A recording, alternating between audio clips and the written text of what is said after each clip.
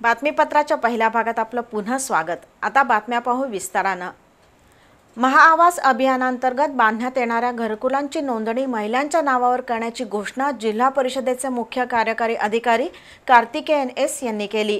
तसंच ही घरकुलं पीएम सूर्यघर योजनेतून सोलर युक्त करण्यात येतील असंही कार्तिकेयन एस यांनी सांगितलं। महाआवास अभियानांतर्गत 100 दिवसांचा कृती कार्यक्रम निश्चित करण्यात आला। या अभियानाच्या शुभारंभ प्रसंगी आणि महिला बचत गटाच्या मिनी सरस प्रदर्शनाच्या समारोप प्रसंगी ते बोलत होते। महाआवास अभियानांतर्गत सर्वांसाठी घरे हा महत्त्वाकांक्षी प्रकल्प केंद्र शासनाने हाती घेतलाय। या योजनेअंतर्गत 100 दिवसांचा कार्यक्रम कोल्हापूर जिल्हा परिषदेने निश्चित केलाय। 100 दिवसांच्या महाआवास अभियानाचा शुभारंभ आज कोल्हापुरात करण्यात आला। जिल्हा परिषदेचे मुख्य कार्यकारी अधिकारी कार्तिकेयन एस यांच्या उपस्थितीत या महत्त्वाकांक्षी उपक्रमाचा शुभारंभ झाला। प्रधानमंत्री आवास आणि महाराष्ट्र राज्य पुरस्कृत आवास योजनेसाठी 42,798 लाभार्थ्यांना घरकुलं मंजूर झाली आहेत। त्यापैकी 29,805 घरकुलांचं बांधकाम पूर्ण झालंय, तर 12,993 घरकुलांचं बांधकाम प्रगतीपथावर आहे, अशी माहिती ग्रामीण विकास यंत्रणेच्या प्रकल्प संचालिका सुषमा देसाई यांनी दिली।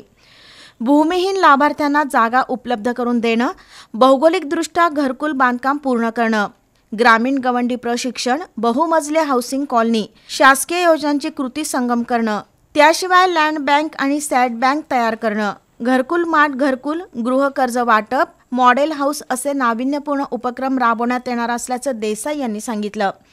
दरम्यान महाआवास योजनेतील घरकुलाची नोंदणी पत्नीच्या नावावर करण्याची आणि ही घरकुलं पीएम सूर्यघर योजनेतून सोलर युक्त करण्याची घोषणा मुख्य कार्यकारी अधिकारी कार्तिकेयन एस यांनी केली।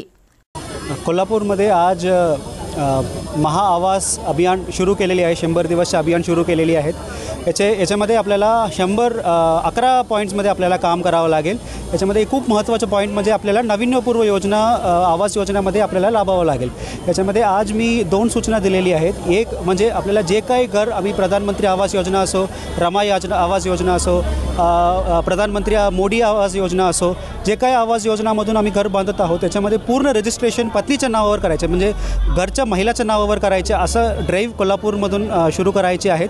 आणि दुसरा म्हणजे सूर्यघर योजनाचा लाभ घेऊन जे काही घर आम्ही आवास योजनामार्फत बांधणार आहोत। 100 दिवसात घरकुल बांधणीचं काम पूर्ण केलेल्या लाभार्थ्यांचा घरकुलाची प्रतिकृती देऊन सत्कार करण्यात आला। महिला बचत गटांच्या मिनी सरस प्रदर्शनाचा समारोप याप्रसंगी करण्यात आला। सर्वाधिक आर्थिक उलाढाल करणाऱ्या बचत गटांचा मान्यवरांच्या हस्ते सत्कार करण्यात आला। अतिरिक्त मुख्य कार्यकारी अधिकारी संतोष जोशी यांनी यावेळी मनोगत व्यक्त केलं। याप्रसंगी उपमुख्य कार्यकारी अधिकारी शिल्पा पाटील यांच्यासह गटविकास अधिकारी आणि वरिष्ठ अधिकारी उपस्थित होते।